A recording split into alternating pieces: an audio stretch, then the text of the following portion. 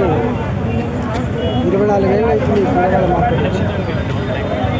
అంతకుముందు మోండా మార్కెట్గా ఉండేది.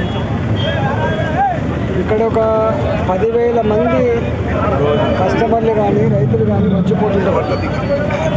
ఒక 5,000 మంది హమాలీలు కానీ మహిళా కార్మికులు కానీ గుమస్తలు కానీ షాప్ ఓనర్లు పనిచేస్తారు. ఇక్కడ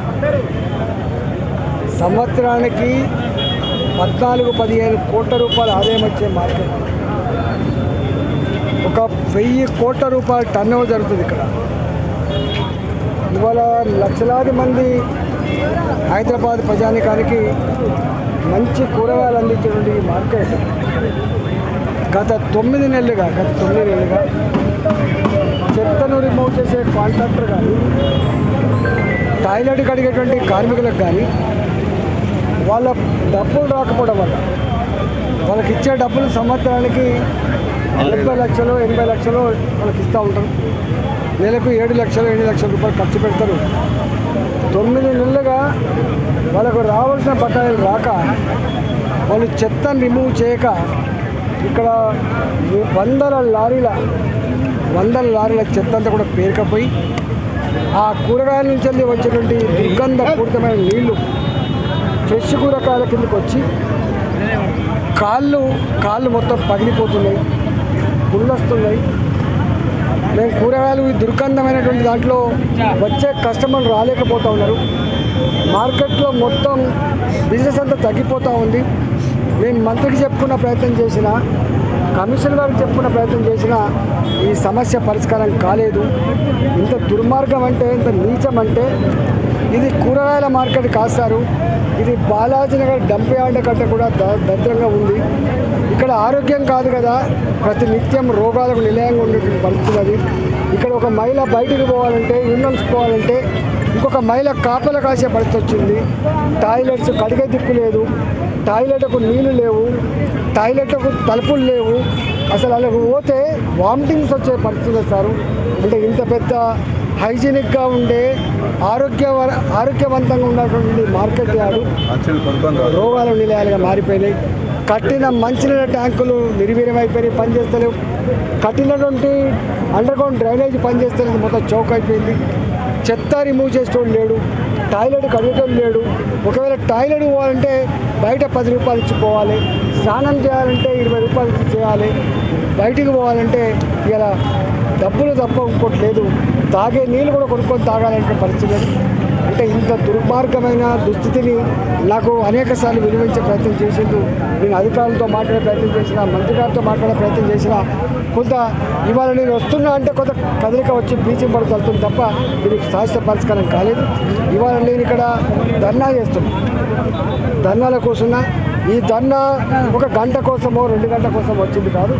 ఇక్కడ ఉన్న చెత్త అంతా కూడా రిమూవ్ చేసి ఇక్కడ బాటలలో 3 ఇంచులు 4 ఇంచులు బురదమయం అయిపోయిందో అదంతా కూడా కడిగేంత వరకు, ఇక్కడ ఉన్న అండర్గ్రౌండ్ డ్రైనేజ్ అంతా క్లీన్ చేసి శాశ్వతంగా అండర్గ్రౌండ్ డ్రైనేజ్ వ్యవస్థ పనిచేసేంత వరకు, ఇక్కడ ఉన్నటువంటి మంచినీళ్ళ వ్యవస్థ పనిచేసేంత వరకు, ఇక్కడ ఉన్నటువంటి బయోగ్యాస్ కోసం అయితే పెట్టిందో, పనికిరాని కూరగాయలతోటి బయోగ్యాస్ కోసం పెట్టిందో అది పునరుద్ధరించేంత వరకు, ఇక్కడ ఉన్నటువంటి టాయిలెట్స్ పనిచేయించేంత వరకు, ఇక్కడ ఉన్న చెత్త కాంట్రాక్టర్ డబ్బులు ఇచ్చి ఏ రోజుకు ఆ రోజు చెత్త క్లీన్ చేయించేంత వరకు, ఇది ఒక మంచి ఆరోగ్యవంతమైనటువంటి ఒక పండ్ల కూరగాయల మార్కెట్గా ఉండడం కోసం ఇవాళ నేను ఇక్కడ ధర్నా చేస్తూ ఉన్నా.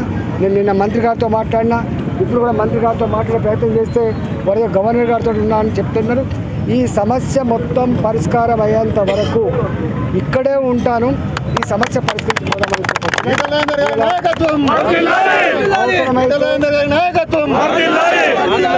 అవసరమైతే మార్కెట్ యార్డ్ 2 రోజులు బంద్ చేసైనా కూడా మొత్తం మాడ మొగ తేడా లేకుండా, ఎందుకంటే ఇక్కడ మార్కెట్ తోటి చుట్టుపక్కల ప్రజానికానికి కూడా దోమలు ఈగలు దుర్గంధంతో ఇలా చచ్చిపోతున్నామని చెప్పి కాంప్లైంట్ చేస్తూ ఉన్నారు.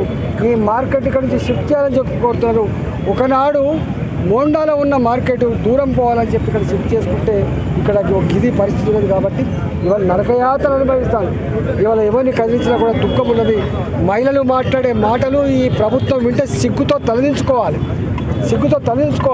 ఫ్యూచర్ సిటీల గురించి మాట్లాడే మిస్టర్ రేవంత్ రెడ్డి ఫ్యూచర్ సిటీల గురించి మాట్లాడే రేవంత్ రెడ్డి, ఇవాళ మూసీ ప్రక్షాళన గురించి మాట్లాడే రేవంత్ రెడ్డి, ఇవాళ 1,00,000 కోట్ల రూపాయలు ఖర్చు పెట్టి హైదరాబాద్ సుందరంగా మారుతా అని చెప్పేటువంటి రేవంత్ రెడ్డి ఈ కాంట్రాక్టర్లకి, ఇక్కడ మురికి సాఫ్ చేసే కాంట్రాక్టర్లకి, టాయిలెట్స్ కడిగేటువంటి కాంట్రాక్టర్లకి, చెత్తను తీసే కాంట్రాక్టర్కి ఇచ్చే 7 లక్షల రూపాయల నెలకి ఇక 9 నెలలు అవుతుంది. ఇంతకంటే సిగ్గుమాలితనం ఏం లేదు.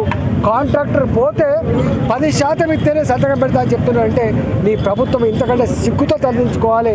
మీరు ముందుగా మీ సంపాదనతో ఢిల్లీకి డబ్బులు పంపించే మీద ఉన్న ధ్యాస, ఇవాళ అధికారం మీద ఉన్న ధ్యాస, ఇక్కడ వేలాది మంది, లక్షల మంది హైదరాబాద్ ప్రజలు కూరగాయలు కొనుక్కునేటువంటి నా బోయినపల్లి కూరగాయల మార్కెట్లో మాత్రం దుర్గంధం పూర్తిగా ఉంది. దీన్ని చూసి సిగ్గుతో తరలించుకోవాలి మీరు. నేను మంత్రి గారు చెప్తా ఉన్నా, మీకు ఒక కలంకం ఇది. మీరు మంత్రిగా గింత శాపనార్థాలతో, గింత తిట్లతో, గింత దుర్మార్గాలతో మంత్రిగా కొనసాగడం కంటే ఇలా రాజీనామాలు చేసి మాకు శాతకాలని చెప్పుకునే పరిస్థితి రావాలని చెప్పి ఒకటే ఇవాళ ఈ ప్రభుత్వాన్ని మేము ఇవాళ ఇక్కడ ధర్నా చేస్తూ ఉన్నా. నీ కమిషన్ పంపిస్తావా, నీ సెక్రటరీ పంపిస్తావా? పంపించాలి, ఈ సమస్య పరిష్కారం చేయాలి. లేకపోతే ఇక్కడే వేలాది మంది కార్మికులతో ఈ ధర్నా కొనసాగుతుందని చెప్పి హెచ్చరిస్తా ఉన్నాం.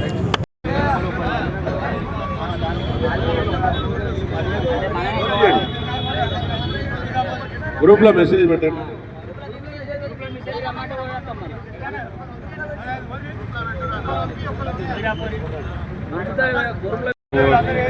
సర్వీస్ ఎమర్జెన్సీ కాల్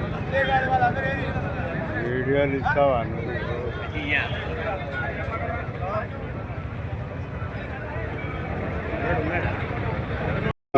ఉదయం నుండి సాయంత్రము ఆల్రెడీ ఎన్నో రోజుల క్రితం ఫిక్స్ అయింది. కానీ మీ సమస్య విన్న తర్వాత ఫస్ట్ తప్పకుండా మీ దగ్గరికి వస్తా అని చెప్పడం జరిగింది. దీని తర్వాత ఇవాళ చాలా సమస్యలు ఉన్నాయి. అమాలి అధ్యక్షుడు